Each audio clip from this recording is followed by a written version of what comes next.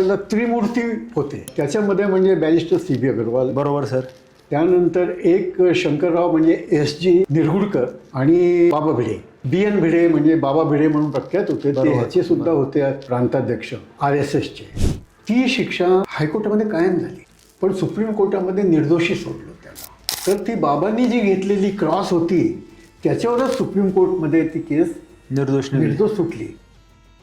तर पंढरपूरला एक गँग होती, हो, डोंबे गँग. डोंबे गँग म्हणून हो, प्रचंड म्हणजे नामचीन म्हणू आपण, अशी कुप्रसिद्ध ही एक टोळी होती. हो, भारतातील ती पहिली मोठी गँग, महाराष्ट्रातली नव्हे, भारतातली सगळ्यात मोठी गँग. इतकी दहशत होती त्यांची. बरोबर. आणि भारतामध्ये पहिलं एन्काउंटर झालेलं आहे जे ते त्या गँगचं झालेलं आहे पंढरपूरमध्ये.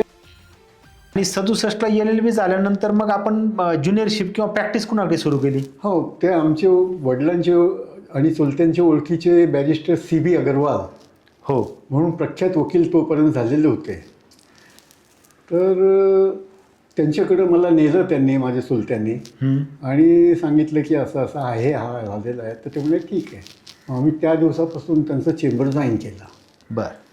पण 1967मध्ये पास झाल्यानंतर LLB आमची वकिली काही सुरू झाली नाही. कारण त्यावेळेला बार काउन्सिल ऑफ इंडियाने एक नियम केला त्याच वर्षी की हे वकील असतात, वकिली सुरू करतात, पण त्यांना प्रॅक्टिकल नॉलेज काहीच नसतं. हो हो हो.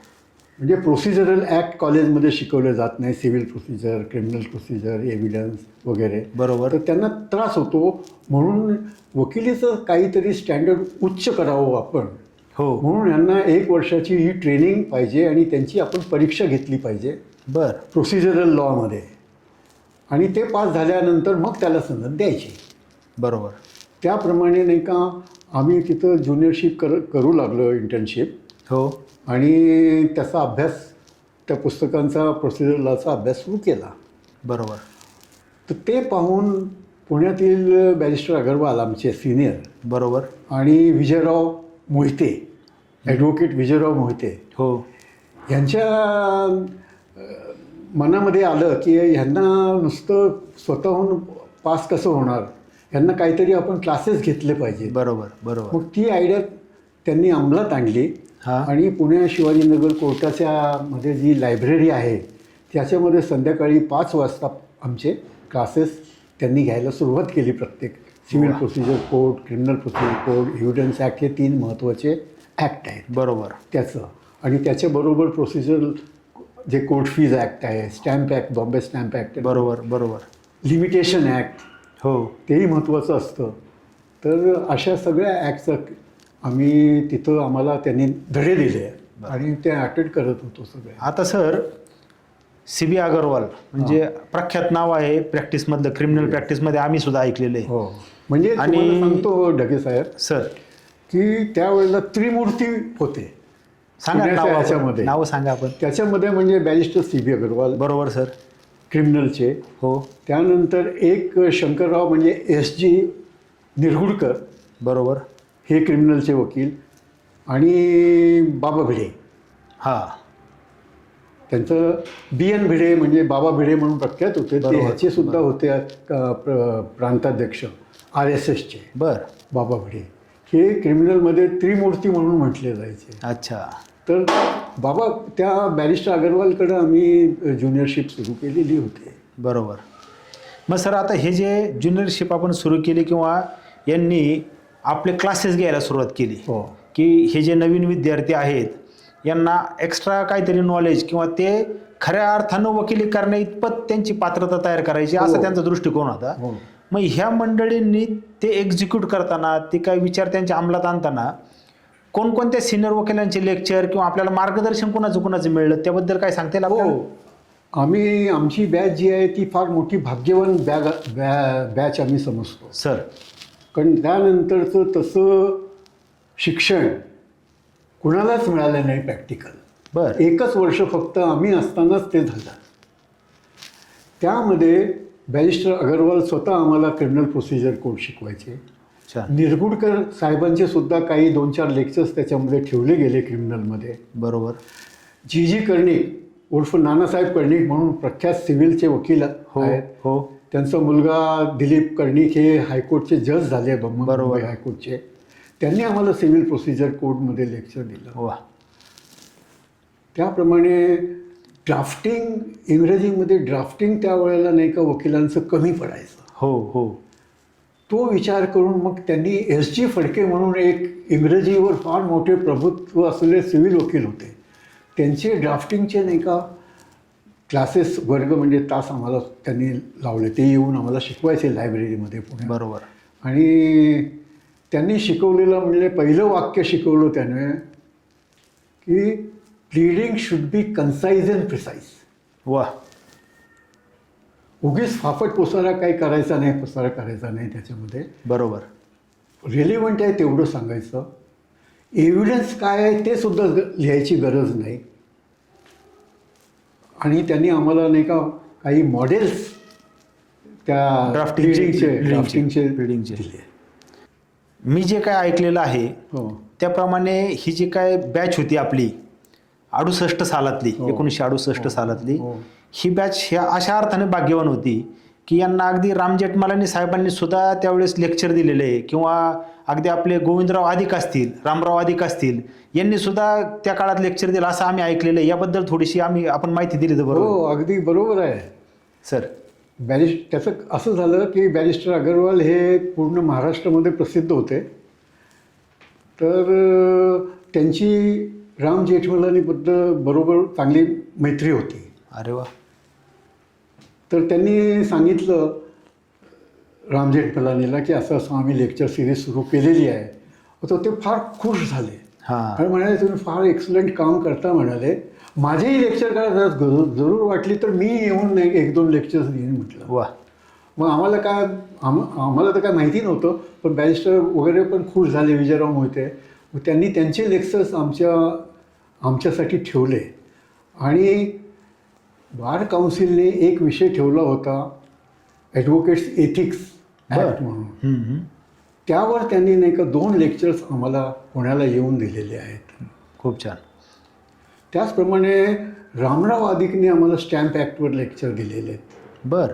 त्यावेळेला ते रामराव अधिक जे होते त्यावेळेला ते सरकारी वकील मुंबई हायकोर्टमध्ये होते ते. बर.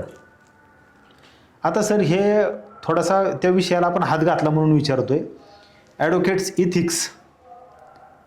इथिक्स याबद्दल थोडंसं आज जे नवोदित वकील आहे यांनी कशा पद्धतीने ते मेंटेन केलं पाहिजे याबद्दल आम्हाला थोडक्यात जर सांगितलं तर फार बरं होईल. आता काय आहे, वकिलांच्या विरुद्धची तक्रार जी आहे ना सर, ती जनरेशन टू जनरेशन तीच आहे. आमच्या वेळेला स्टँडर्ड चांगलं नव्हतं म्हणून बार काउन्सिलने ठरवलं की यांना आपण एक ॲडिशनल नाही का लेक्चर्स ठेवून याला थोडं यांचं स्टँडर्ड वर करावं. त्यावेळेला सुद्धा काही वाटत होतं त्यांना की येत नाही अगदी. आणि ते तसंच चालू राहिलं. त्यानंतर वकिलाचं स्टँडर्ड थोडं अप व्हावं म्हणून 5 वर्षाचा कोर्सही केला. बरोबर. त्याच्यामध्ये प्रोसिजर लॉ शिकवायला लागले, criminal procedure code, civil procedure code वगैरे सगळं. बरोबर. पण शेवटी प्रॅक्टिकल आणि थिअरीमध्ये फरक असतो. हो हो. तर वकील जे आपल्याकडं आहेत तरुण वर्ग येतो हो. त्यावेळेला तो अगदी म्हणजे त्याची पाटी कोरी असते. बरोबर. कॉलेजमधलं शिक्षण काही इतकं जास्त कामाला काही येत नाही. जे काही शिकायचं ते कोर्टामध्ये शिकावं लागतं. अगदी बरोबर. प्रॅक्टिकल. आणि त्याच्यासाठी आपले जे सिनियर वकील आहेत त्यांचे नाही का केसेस रेग्युलरली पूर्ण अटेंड करणं, त्यांच्या ब्रीफ्स वाचणं. कारण सुरुवातीला वकिलाला कोणी काम देत नाही. बरोबर. तुम्हाला सांगायचं म्हणजे हां सर. माझ्या 1968मध्ये मी प्रॅक्टिस सुरू केली. त्यामुळे वकिलीचा प्रोफेशन जो होता तो सगळ्यात अनवॉन्टेड होता. आणि त्यावेळेला विनोदाने का होईना पण लोक म्हणायचे की कोणत्याही वकिलाला भाड्याने खोली मिळत नाही, बँकेतून कर्ज मिळत नाही आणि वकिलाला नाही का कुणी चांगली मुलगी देत नाही. बर. अशी अवस्था त्यावेळेला आमची वकिलीची होती त्यावेळेला. पण आता वकील हे फर्स्ट म्हणजे लग्नासाठी तरी फर्स्ट प्रायोरिटी झालेले आहेत असं मला दिसून येतं. It's a noble profession now days. ते चांगली गोष्ट आहे ती. बरोबर. पण आम्हाला मी स्वतः माझ्या ऑफिससाठी नाही का एवढ्या भागामध्ये फिरलो. हो. नाही हे वकील आहे, जागा सोडणार नाहीत, त्रास देतील म्हणून वकिलाला कोणी देत नव्हती जागा. पण त्याचा एक फायदा झाला मला की मग म्हटलं तर भाड्याने जागा मिळत नाही ना, तर मी एवढ्यामध्ये एक फ्लॅटच घेतला. त्यावेळेला स्वस्तात फ्लॅट मिळत होते, एक बेडरूमचा. बरोबर. आणि ते एक ऑफिस केलं मोठं. वा. तिथं माझं म्हणजे पुण्यामध्ये असं स्वतंत्र ऑफिस त्यावेळेला फार कमी लोकांकडं होते, त्यावेळेस कमी होते. पण आपलं झालं म्हणजे ब्लेसिंग्स इन डिस्गाईज. बरोबर. आता सर अजून एक मला असं वाटतं की आज जे आपण प्रोफेशन पाहतोय त्या अनुषंगाने थोडंसं मला विचारावं वाटतं की 1968 सालातली प्रॅक्टिस आपली आणि आज आहे 2025, म्हणजे जवळपास आपण 57-58 वर्ष वकिली क्षेत्रामध्ये कार्यरत आहात. आणि विशेष मला आदर किंवा एक अभिमान असा वाटतो की आज देखील आपण कोर्टात येता. त्याच्यामुळं हे जे काय पूर्ण स्थित्यंतर बघितले अर्ध्या शतकापेक्षा जास्त, हो. तर याच्यामध्ये वकिलीमध्ये कशा पद्धतीने बदल झालेला आपण अनुभवलाय? आमच्या वेळेला 1968ला आणि त्याच्या फार पूर्वीपासून वकिली म्हणजे एक ध्येय म्हणून लोक करत होते. आजची जी तरुण पिढी आहे ती फक्त मनी मेकिंगसाठी येते. बरं. कोणत्याही केसचा डीप अभ्यास करणं म्हणजे आमचे बॅरिस्टर अग्रवाल आम्हाला सांगायचे की वकिली म्हणजे 24 आवर्स जॉब आहे. बरं. बरोबर. रात्रंदिवस तुमच्या केसचा विचार तुमच्या डोक्यामध्ये चालू राहायला पाहिजे, त्याचा अभ्यास करायला पाहिजे. कोणतीही केस एकदा दोनदा वाचून चालत नाही, म्हटले वारंवार वाचायचं, पारायण करायचं त्याच्यामध्ये. तर जेवढ्या वेळेला तुम्ही तुमचं ब्रीफ वाचाल तेवढं तुमच्यामध्ये पॉईंट्स येतील. बरोबर. तर तशी मेहनत आजची पिढी घेत नाही. मी ज्यावेळेला प्रॅक्टिस केली त्यावेळेला हाताच्या बोटावर मोजण्या एवढ्या वकिलाकडं मोटारी होत्या. बरोबर. 7-8 वकिलाकडं फक्त मोटारी होत्या, सिनियर वकिलाकडं. तोपर्यंत दुचाकी वाहन काही एवढे प्रसिद्ध झालेले नव्हते. बरोबर. सायकलवर लोक वकील यायचे, मॅजिस्ट्रेट जजेससुद्धा सायकलवर यायचे काही. बरं.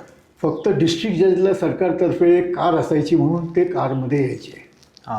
नंतर बजाजची ती स्कूटर वगैरे आली, लॅम्ब्रेटा आणि त्यानंतर वेस्पा, त्या आल्यानंतर वकिलांची परिस्थिती बरी जशी जशी होत जाते, प्रॅक्टिस वाढत जाते आपली. अगदी बरोबर. हळूहळू. तर त्या दुचाकी गाड्या जास्त दिसायला लागल्या. आणि आज म्हणजे दुचाकी असल्याशिवाय मी कोर्टात जाणार नाही, कॉलेजला जाणार नाही, लॉ कॉलेजला जाणार नाही असं म्हणतात. सायकली तर हद्दपार झालेल्या आहेत, नामशेष झालेल्या आहेत पुण्यामधनं. त्यावेळेला अशी परिस्थिती होती. पण आम्हाला एक ध्येय होतं नाव करायचं, काहीतरी करायचं समाजासाठी. बरोबर. मला वाटतं मी चुकीचं असू शकेल पण आजकालच्या तरुण वकिलामध्ये ती वृत्ती राहिलेली नाही अधिकांशमध्ये. 6 महिने झाले की ते अगदी डेस्परेट होतात. पैसे मिळत नाही सुरुवातीला. बरोबर. कारण वकील जो असतो तो त्याच्याकडं 2 गोष्टी येतात ज्या माणसाला सर्वात जास्त प्रिय आहे. एक म्हणजे त्याचं स्वतःचं जीवन आणि त्याचं स्वातंत्र्य, आणि दुसरं म्हणजे प्रॉपर्टी, पैसा. बरोबर. सिव्हिल केसेस पैसा प्रॉपर्टीबद्दल असतात, क्रिमिनल केसेस जेलमध्ये जा, फाशी होऊ शकेल अशा केसेस असतात. बरोबर. त्यामुळं नवीन वकिलाकडे कुणी नाही का लवकर मोठ्या केसेस घेऊन जात नाही. त्यामुळं सुरुवातीच्या काळात केसेस कमी मिळायचे, पैसे मिळत नाहीत. त्याच्यामधनं कुणाला डिप्रेशन यायचं, कुणी सोडून जायचं, असं होत राहतं. आज सुद्धा तशीच परिस्थिती आहे.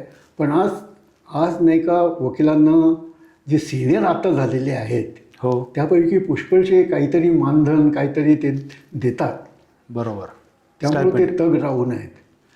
आजही आपण म्हटलं तर मी एवढी वर्ष आहे पण 5-7 वर्ष वकिलाशिवाय क्रिमिनलमध्ये मी एक्सक्लुझिव्हली क्रिमिनल प्रॅक्टिस नंतर सुरू केली. बरोबर. 78 नंतर.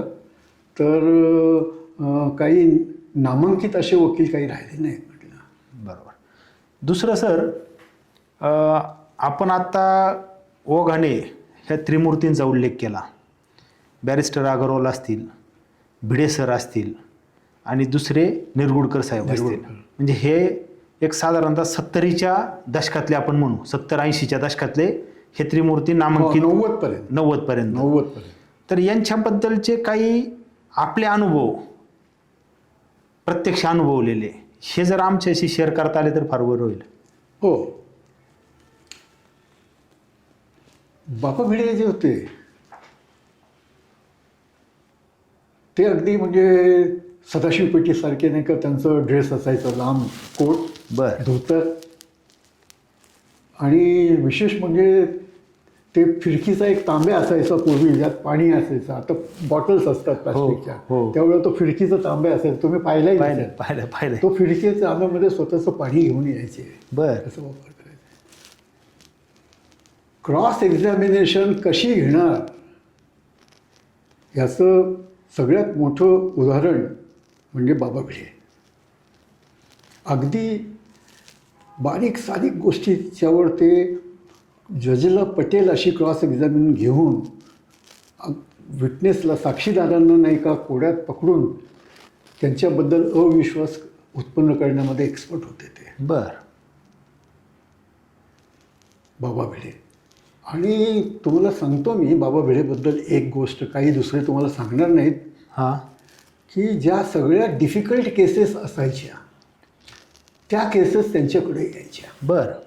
कारण बाकीचे जे वकील आहेत त्या केसमध्ये शिक्षा झाली तर आपली वकिली कमी होईल, आपलं नाव खराब होईल म्हणून भीतीने ते बिल रिजेक्ट करायचे.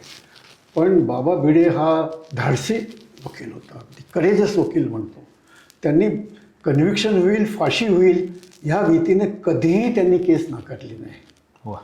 आणि एक आणखी विशेष त्यांच्याबद्दल सांगायचं म्हणजे ते जरी RSSचे असले तरी मुस्लिम समुदायाचा त्यांच्यावर फार विश्वास होता आणि मुस्लिम समुदायाच्या मोठ्या मोठ्या मर्डर केसेस त्यांच्याचकडे यायचे.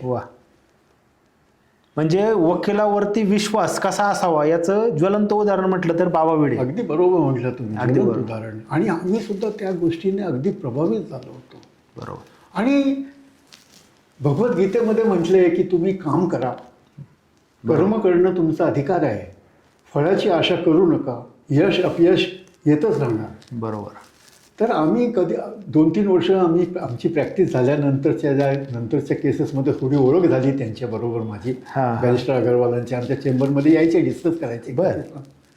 तर एक ती केस चालवत होते ते बॅरिस्टर बाबा भिडे. तर असं सहज जाताना कॅन्टीनकडे जाताना ते त्यांच्या चेंबरकडे चालले होते. आम्ही तिथून त्यांच्याबरोबर तसं गेलो. त्यांना म्हटलं, बाबा काय वाटतं ह्या केसबद्दल तुम्हाला? फाशी होणार, दुसरं काय. इतकं म्हणजे जरी फाशी होणार हे केस संपल्यानंतर जरी त्यांनी सांगितलं तर पूर्वीपासून माहीत असून सुद्धा त्यांनी ती केस अगदीच चालवली. आणि अशी उदाहरणं आहेत बाबा भिडेंच्याबद्दल की अगदी कठीण परिस्थितीमध्ये त्यांनी केस चालवल्या.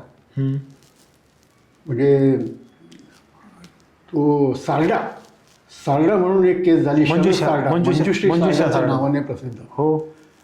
त्याचा शरद सारडाबद्दल त्यांनी केस चालवली. ती केस त्यांच्यातर्फे, आरोपीतर्फे. त्या केस असं होतं की ती म्हणजे पब्लिसिटीची केस होती फार. 302 लावला होता मर्डर. तोपर्यंत सारड्याच्या केसपर्यंत हा कायदा जो अमेंडमेंटचा आला आहे आत्महत्येला प्रवृत्त करणं वगैरे, त्याच्याबद्दलच्या ज्या अमेंडमेंट्स आल्या त्या आलेल्या नव्हत्या. त्यामुळं पोलीस जरी आत्महत्येची केस असली तरी ती खुनाची केस म्हणूनच रेकॉर्ड करायची. आणि त्यामुळे केसेस सुटायच्या. नाही असं नाही. मग ती केस, त्या केसबद्दल सांगायचं म्हणजे त्या केसमध्ये त्यांची प्रकृती बरी नव्हती बाबांची. आणि काही वेळेला तर नाही का डॉक्टर सोबत कोर्टामध्ये यायचे आणि ते क्रॉस घ्यायचे. कारण जजनी त्यांना सुद्धा नाही का हैराण केलं होतं त्या केसमध्ये फार. तर त्या केसमध्ये फाशीची शिक्षा झाली. ती शिक्षा हायकोर्टामध्ये कायम झाली, पण सुप्रीम कोर्टामध्ये निर्दोषी सोडलं त्याला. वा. तर ती बाबांनी जी घेतलेली क्रॉस होती त्याच्यावरच सुप्रीम कोर्टमध्ये ती केस निर्दोष सुटली. वा. ती त्या केसेसचं एवढं म्हणजे हे झालं होतं की पैसेवाले माणूस आहेत, श्रीमंत आहेत, हे सुटतील. कारण त्याच्या मागचं एक कारण असं होतं की क्रिमिनल प्रोसिजर कोर्टच्या प्रमाणे चार्जशीट 60 दिवसामध्ये दाखल करायचं होतं. हो. नाहीतर आरोपींना बेल मिळायचा. तो बरोबर. बेल म्हणजे जामीन त्याला मिळू शकत होता त्याच्यामुळे, म्हणजे द्यायलाच पाहिजे असंच कायदा आहे. बरोबर. तर त्या केसमध्ये सकाळमध्ये वाचकांचा पत्रव्यवहारमध्ये एका वकिलांनी पत्र लिहिलेलं होतं की आता 57 दिवस झालेले आहेत, 3 दिवसामध्ये 60 दिवस जातील, लिमिटेशन संपेल आणि आरोपी जामिनावर सुटेल. बघा. तेव्हा पोलिसांनी अद्याप त्याच्यामध्ये चार्जशीट दाखल केलेली नाही. असं असून देखील त्याच्यामध्ये 60 दिवसामध्ये चार्जशीट दाखल झालं नाही. 61व्या दिवशी चार्जशीट दाखल झाला. बरं. आणि त्याच्यामध्ये जामीन आरोपीला मिळाला, जामिनावर सुटले.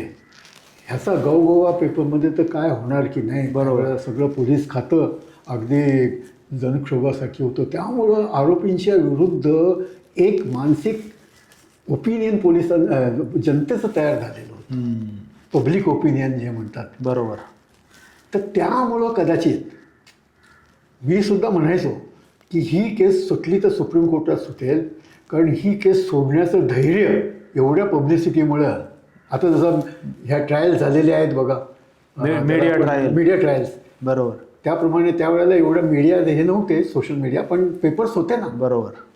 रोज मथळेच्या मथळे पहिल्या पानावर प्रिंट मीडिया त्यावेळेस ऍक्टिव्ह होता आणि ते कव्हर करत होते येऊन. आणि ते स्त्रीमुक्ती त्या संस्था होत्या, त्यांनी आंदोलनं वगैरे केली होती. त्यामुळं म्हटलं हे कठीण आहे सुटणं. सर, आता ही जी बाबांबद्दल आपण थोडीशी माहिती दिली, परंतु बॅरिस्टर अग्रवाल ज्यांच्याकडे आपण वकिलीचे धडे घेतले, यांच्याबद्दल थोडंसं काय आपण काही त्यांच्या आठवणी आम्हाला सांगितल्या तर बरं होईल. बॅरिस्टर अग्रवालबद्दल सांगायचं म्हणजे व्हेरी लर्नेड अँड इंटेलिजंट. बरं. वकिली सुरू करण्याच्या आधी वाडिया कॉलेजमध्ये ते मॅथमॅटिक्सचे प्रोफेसर होते, MA इन मॅथमॅटिक्स. अच्छा. असे होते. त्यानंतर ते इंग्लंडला गेले, त्यांनी बॅरिस्टरची पदवी घेतली आणि इथं येऊन प्रॅक्टिस त्यांनी सुरू केली. तर इंग्लंडमध्ये त्यांनी जो कायदा शिकलेला होता एव्हिडन्स ॲक्टचा, हो, आपल्या भारतामध्ये एव्हिडन्स ॲक्ट हा कठीण ॲक्ट आहे फार, असं समजलं जायचं. बरोबर. आणि त्याचा अभ्यास वकीलही करत नव्हते, जजेसही करत नव्हते. बरोबर. फक्त फॅक्ट्सवर निकाल यायचे. पण त्या एव्हिडन्स ॲक्टचा उपयोग आपल्या पक्षकाराला कसा होईल ह्याचा उपयोग करून ते क्रॉस एक्झामिनेशन घ्यायचे. अरे वा. ती क्रॉस कुणीही दुसरं घेत नव्हतं. ती क्रॉस पहिल्या प्रथम बॅरिस्टर CB अग्रवालांनी आणलं. आणि इंग्रजीमध्ये त्यांचं प्रभुत्व असल्यामुळं त्यांचं आर्ग्युमेंट ऐकण्यासाठी बाहेरचे वकील यायचे. वा. त्यांच्या एखाद्या केसमध्ये. आणि ते सरकारी वकीलसुद्धा होते काही वर्ष. बरं. पब्लिक प्रॉसिक्युटर म्हणून. पण त्यांनी एक प्रसिद्ध खटला, कॅपिटल बॉम्ब केस, कॅपिटल टॉकीज म्हणून लष्कर भागामध्ये एक टॉकीज आहे. बरं. आता त्या टॉकीजचं आज नाव विक्टोरिया आहे, बदललेलं. बरं. त्यावेळेला कॅपिटल टॉकीज होतं. तिथं बॉम्बस्फोट झाला होता आणि काही लोक मेली होती इंग्रजांच्या विरुद्ध. अच्छा. त्या काळामध्ये, स्वातंत्र्यपूर्व काळामध्ये. बरं. त्या बॉम्बस्फोटवाल्यांची केस पण बॅरिस्टर अग्रवालांनी चालवली होती. वा. आणि चले जावच्या आंदोलनामध्ये त्यांना 6 महिने शिक्षा झाली. म्हणजे ते वकील प्लस स्वातंत्र्य सैनिक असं 6 महिने शिक्षा भोगलेली आहे त्यांनी. बरं बरं बरं. आता सर, आणि विशेष म्हणजे पुण्याला महात्मा गांधी आले, हो, की ते ठाकरसीचं म्हणून एक बंगला आहे एरोड्याला, त्या मंदिराला जाण्याच्या त्या तिथं तिथं त्यांचा मुक्काम असायचा. बर. त्यावेळेला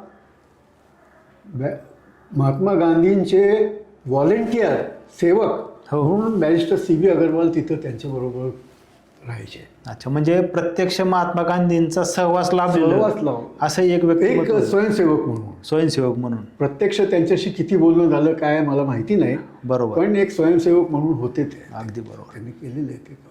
सर, आता आपल्या प्रॅक्टिसवरती किंवा प्रॅक्टिसचा विचार करत असताना आपण पब्लिक प्रॉसिक्युटर म्हणून आणि त्यानंतर काही काळ DGP म्हणून आणि आम्हाला जे ज्ञात आहेत अनेक खटल्यांमध्ये आपण विशेष सरकारी वकील म्हणून देखील राज्य शासनाने आपल्या नियुक्त्या केलेल्या आहेत. हो.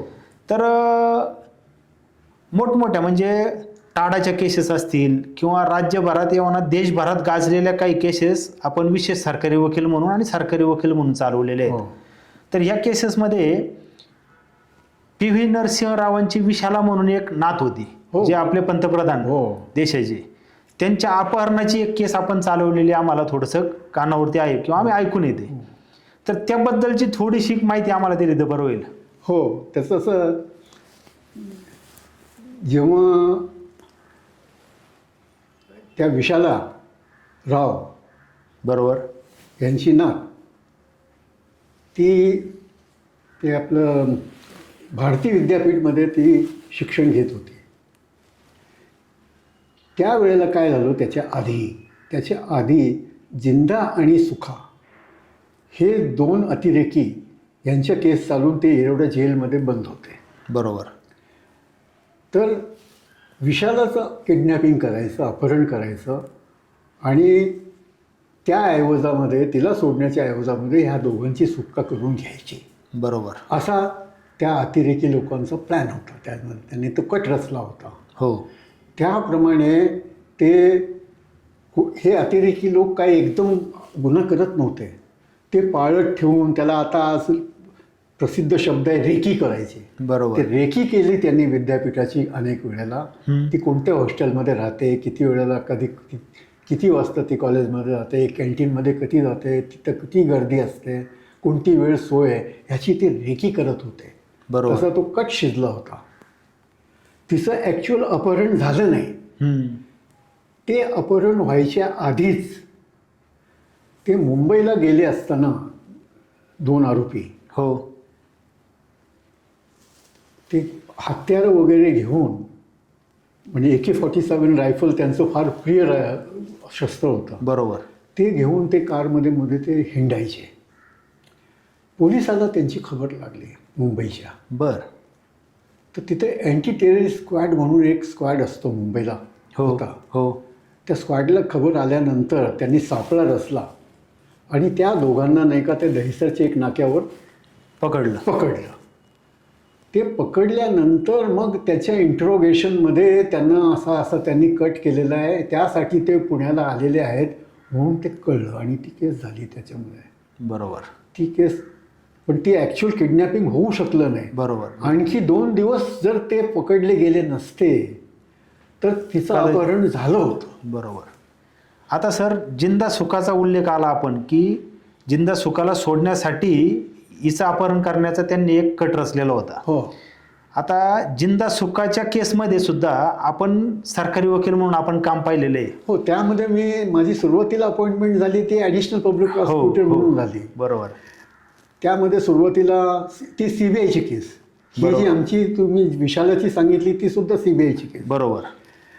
आणि त्या केसमधलं माझं काम बघूनच मला नाही का ह्या केसमध्ये मुख्य सरकारी अधिकारी केलं. बरोबर. विशालाच्या केसमध्ये.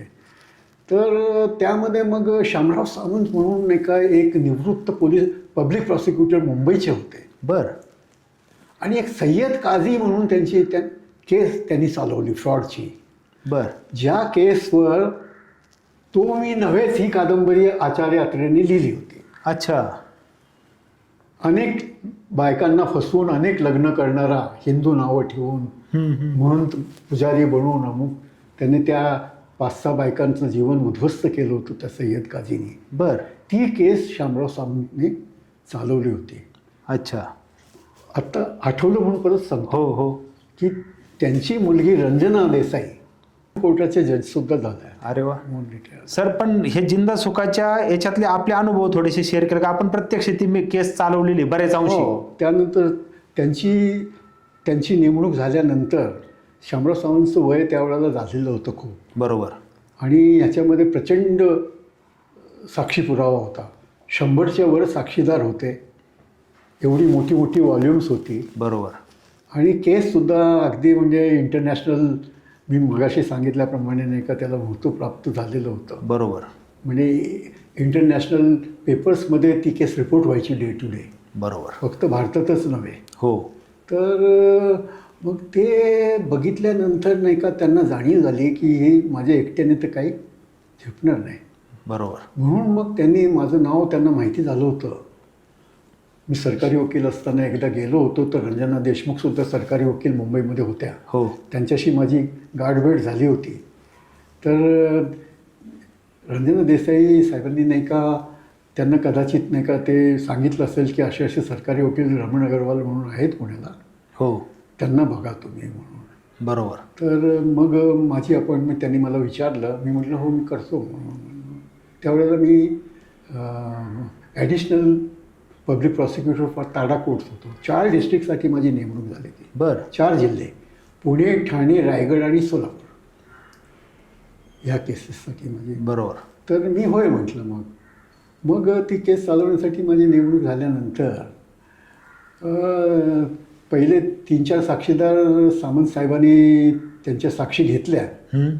आणि पुढं सुरुवातीला कमी महत्त्वाचे साक्षीदार जे होते, फॉर्मल आपण म्हणतो पंच वगैरे, ते मला म्हटले तू तपास. अरे म्हटले मी कसं एवढा मोकळा, काही नाही होत म्हटले, काय तपास म्हटलं. मग मी त्या केसेस तपासल्यानंतर मग मी घेतलेली चीफ बघून ते एवढे प्रभावित झाले की मग पुढं मॅक्सिमम विटनेसेस त्या केसमध्ये मीच तपासले. वा. सर, त्या केसची शिक्षा इथं जी दिलेली होती त्यातल्या 2 आरोपींना, जिंदा आणि सुखाला, ती सुप्रीम कोर्टापर्यंत कायम झाली. सुप्रीम कोर्टापर्यंत. म्हणजे त्याचं बऱ्याच अंशी क्रेडिट आपल्याला जातं असं म्हणलं तरी हरकत नाही. आणि त्यामध्ये एक्झिक्युटही झाली ती. हो. म्हणजे जेलमध्ये शिक्षा देण्यातही आली. देण्यातही आली. आता सर, दुसरं टाडाच्या म्हणजे टाडाचे विशेष सरकारी वकील म्हणून आपण सांगितलं 4 जिल्ह्यांची आपली नियुक्ती होती. तर पंढरपूरला एक गँग होती, डोंबे गँग म्हणून, प्रचंड म्हणजे नामचीन म्हणू आपण, अशी कुप्रसिद्ध ही एक टोळी होती. हो, भारतातील ती पहिली मोठी गँग. महाराष्ट्रातली नव्हे, भारतातली सगळ्यात मोठी गँग. इतकी दहशत होती त्यांची. बरोबर. आणि भारतामध्ये पहिलं एन्काउंटर झालेलं आहे जे, हो, ते त्या गँगचं झालेलं आहे पंढरपूरमध्ये. बरोबर. आणि त्यांच्या गँगचे 5 लोक तिथं मारले गेले होते. मग ह्या अशा गँगची सुद्धा केस सरकारी वकील म्हणून आपण चालवलेली होती. हो, मी चालवली. तर त्याचे, आणि त्यांना शिक्षा झाली. सगळ्या आरोपींना 6 वर्ष शिक्षा झाली. बरोबर. त्याचा जो प्रमुख आरोपी होता बाळासाहेब डोंबे बाप, तो जेलमध्ये असताना आजारी पडला. आणि मग त्याला औषधासाठी त्याच्यातर्फे नाही का जामीन अर्ज आला की यांना प्रायव्हेट हॉस्पिटलमध्ये नाही का औषधोपचार करून घ्यायचा आहे. जजनी मला विचारलं, त्यावेळेचे जज झुटिंग साहेब, ते पुढे हायकोर्ट जज झाले. बरोबर. तर त्यांनी म्हटलं अग्रवाल काय करायचं. म्हटलं सर, तो आजारी आहे हे खरं आहे. आपल्या डॉक्टरने सुद्धा रिपोर्ट दिले की त्याला विशेष औषधोपचाराची गरज आहे प्रायव्हेट हॉस्पिटलमध्ये. जर आपण रिजेक्ट केलं आणि काही झालं तर आपल्या डोक्यावर राहील म्हटलं हे. बरोबर. आणि पोलीस बंदोबस्त असेल अशी ऑर्डर करून पोलीस बंदोबस्तामध्ये त्याला हॉस्पिटलमध्ये राहू द्यावं असं माझं मत आहे म्हटलं. बरोबर. म्हटलं मग त्याप्रमाणे त्याला जामिनावर सोडलं ट्रीटमेंटसाठी. मेडिकल ट्रीटमेंटसाठी. पण पोलीस बंदोबस्त कायम ठेवला होता. आणि केसच्या दरम्यानच त्याचा मृत्यू झाला बिचारा. बरं. आता सर, ह्या केसेस बरोबर आपण रजनीश ओशो आपण म्हणतो, त्या ओशोच्या ट्रस्टमध्ये एक फ्रॉड जो झालेला होता, त्यातही आपण सरकारी वकील म्हणून काम पाहिलेलं आहे. आणि काहीतरी त्याचं मला आठवतं आहे त्याप्रमाणे, किंवा आपण मी ऐकल्याप्रमाणे त्यात जामीन आपण होऊन दिला नव्हता डिस्ट्रिक्ट कोर्ट, इथं सेशन कोर्टामध्ये त्यांचा. तर त्यातला थोडासा किस्सा आम्हाला जाता तर थोडं सांगितलं तर बरं होईल. बरोबर. त्यावेळेला कोरेगाव पार्कला ओशो आश्रम म्हणून आहे. आचार्य रजनीश हो हो हे हो मोठे प्रसिद्ध गुरु. बरोबर आजकाल बरेच सद्गुरू वगैरे अनेक आहेत. बरोबर बरोबर नावं सांगायची गरज नाही, आपल्याला माहितीच आहे. हो हो पण ते होते आणि कॉन्ट्रोवर्शियल फिगर. कॉन्ट्रोवर्सी होती. बरोबर. त्या पुस्तकामुळे नाही का पुणेकरांनी अगदी म्हणजे इतकं हे केलं होतं. तर त्यामध्ये काय झालं की त्याचा म्हणजे शिष्यवर्ग फार मोठा होता, मोठे मोठे माणसे. बरोबर. इवन प्रसिद्ध नट विनोद खन्ना हो यांनी आपली ॲक्टिंग सोडून नाही का 4-5 वर्ष त्या आश्रमामध्ये अगदी अगदी बरोबर केलेली आहे. बरोबर. तर त्यांच्या विरुद्ध एका माजी ट्रस्टीने त्यांचे आणि इतर ट्रस्टी आणि हे त्या ट्रस्टचे हेड हो म्हणून काहीतरी फ्रॉड झाला आहे याच्यामध्ये मोठ्या प्रमाणाचा. एक 4 कोटी रुपयाचा फ्रॉड झाला. बरोबर. त्यावेळेला 4 कोटी म्हणजे मोठी रक्कम होती. बरोबर. ही साधारण मला वाटतं, आठवत नाही नीट आता, पण मला वाटतं 74-75ची गोष्ट असेल. बर. तर ते त्यांनी आचार्य रजनीशतर्फे एक अँटिसिपेटरी बेल म्हणून 74 नंतरची आहे. हां. कारण अँटिसिपेटरी बेलची प्रोव्हिजन 74 मध्ये Amend झाली. procedure झाली. आली. बरोबर. त्याच्यापूर्वी असं काही नव्हतं. तर ते 75-76चं असं केलं. बरोबर. ती त्यांनी बेल ॲप्लिकेशन केल्यानंतर ते काम माझ्याकडं आलं की अँटिसिपेटरी बेलमध्ये तुम्ही जा म्हणून. हो. कारण लोकांच्या सद्भावनेने म्हणा किंवा देवाच्या कृपेने म्हणा महत्त्वाच्या केसेस माझ्याकडे यायला लागलेल्या होत्या. बरोबर. तर म्हणजे ती सगळ्यात मोठी केस. ह्यांची केस आपण विशाला नरसिंहरावची केस जी म्हटला, हो. ही जिंदा सुका ह्या फार नंतर आलेले आहे. बरोबर. तर त्या केसमध्ये मी हजर राहून नाही का विरोध केला त्याच्यामध्ये. त्यांना खात्री होती की सुटतील जामिनावर, कारण धर्मगुरू आहेत. बरोबर. तर आम्ही तिथं बाकी आमचं जबाब आणि ऑब्जेक्शन जे घेतले त्याच्यामध्ये हेही घेतलं की हे धर्मगुरू आहेत. लोक यांच्याकडं नाही का काहीतरी चांगलं शिकावं, त्यांच्याकडं काहीतरी ज्ञान मिळावं म्हणून नाही का हे करतात, जातात. बरोबर. त्यांची भाषणं ऐकतात, त्यांच्या टेप आहेत म्हटलं. मी म्हटलं त्यावेळेला. हो हो. तर अशा माणसाने नाही का अपहाराचा गुन्हा केला तर त्याचं ते जास्त वाईट आहे म्हटलं. रिप्लिकेशन कॉमन मॅनपर्यंत पोचतं त्याचं. म्हणजे समाजला धडा देणारे, शिक्षण देणारे जगद्गुरू, आता जगद्गुरूच्या ह्याच्यावर पोचलेले गुरु यांना म्हणतात आचार्य रजनीश. आचार्य म्हणजे गुरु. हो हो. तर आम्ही त्याच्यामध्ये ही भाषा नाही वापरली, पण त्याच्यामध्ये म्हटलं की इंग्रजीमध्येच ते दिला होता की बुवा हे असं धार्मिक कार्य करत असताना पुष्कळ लोकांचे प्रेरणास्थान बनलेले आहेत. त्यांनी असं फ्रॉड केलं तर त्यांना अटकपूर्व जामीन देणं म्हणजे ती केस मुळातच समाप्त करण्यासारखं आहे. बरोबर. बरोबर. तर मग तो बेल ॲप्लिकेशन त्यांचा रिजेक्ट झाला. बरोबर. पण परत त्याची चौकशी झाली काही. त्याच्यानंतर माझा संपर्क आला नाही. माझं तिथंच काम संपलं. पण त्यांच्यावर नाही का चार्जशीट मात्र पाठवलं गेलं नाही. बरोबर. सर, दुसरं पप्पू कलानीची पण आपण काही cases as a special prosecutor म्हणून पाहिलेले आहेत. हो. तर त्याचं काही थोडक्यात आपल्याला ओझर तर काही सांगता येईल? हो, त्याची पण मजेदार गोष्ट आहे. पप्पू कलानी म्हणजे उल्हासनगरचा बॉस, डॉन. बरोबर. फार मोठं वजन त्याचं. तर तिथं एका माणसाचं, त्याचं नाव आता आठवत नाही मला, पण थोड्या वेळामध्ये कदाचित आठवेल, त्याचं मर्डर झालं होतं. बरोबर.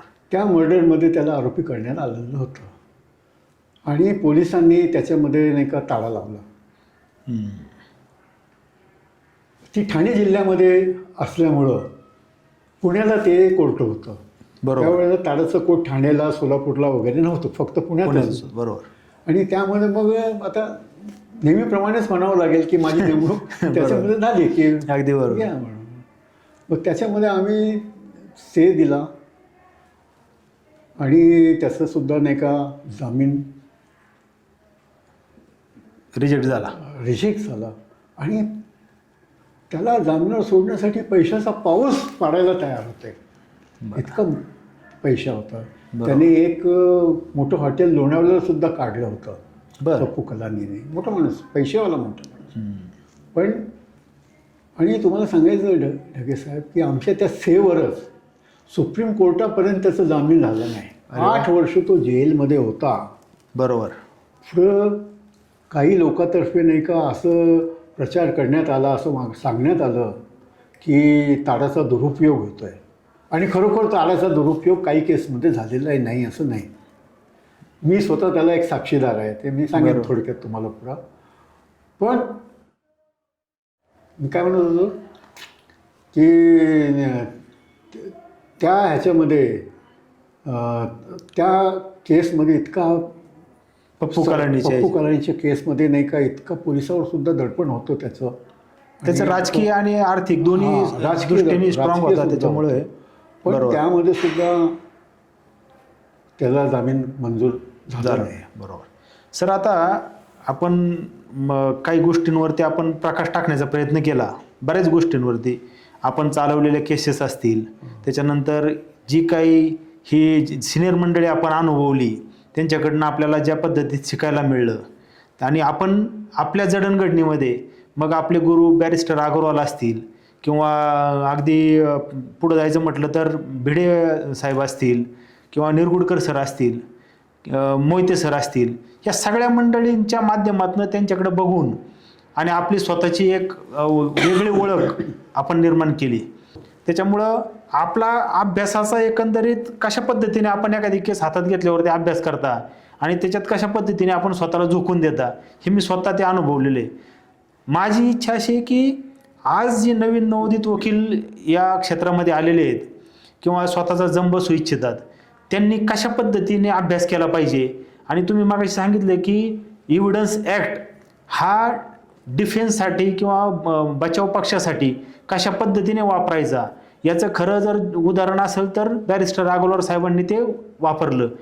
तर आपण नवीन वकिलांना काय या निमित्ताने सल्ला द्यायला, अभ्यास कसा केला पाहिजे, कायद्याचा वापर आपल्या याच्यामध्ये बचाव पक्षातर्फे किंवा प्रॉसिक्युशनतर्फे दोन्हीतर्फे कशा पद्धतीने केला पाहिजे याबाबत आपण थोडंसं नवीन वकिलांना मार्गदर्शन केलं तर बरं होईल.